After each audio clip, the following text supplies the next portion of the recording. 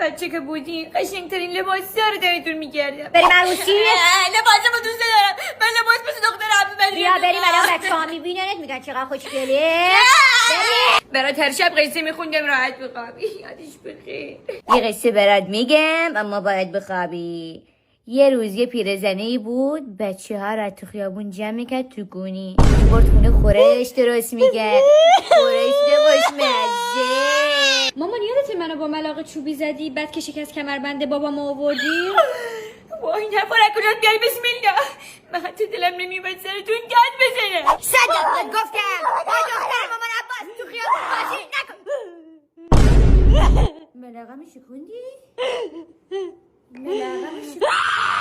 خیلی حواسم بود اگه خطایی ازتون سر میزنه اگه اشتباهی میکنید سرتون داد نزنم سرزنشتون نکنم که یه وقت شخصیتتون حین رشد خدشه دار نشه.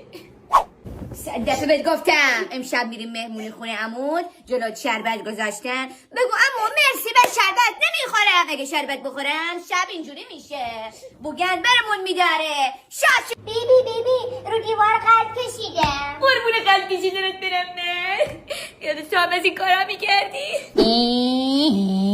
مامان ببین چی کشیدم خیلی خوشگل شده نه؟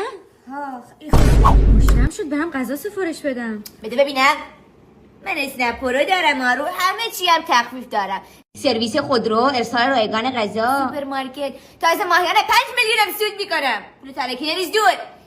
یادت پولاتو قایم میکردم به چی بود اینو میذاشتم دست بزنی. ماما ایدیامو بده ایدیامو کجا میبری؟ ایدی برای چیته من نگه داشته برای وقت بزرگ شدی خانم شدی ازدواج کردی ایدیاتو بدم بهت الان میخوام برم بیرون آمپول بزنم آمپول بام نیایم خداحافظ. فلکس خریدم.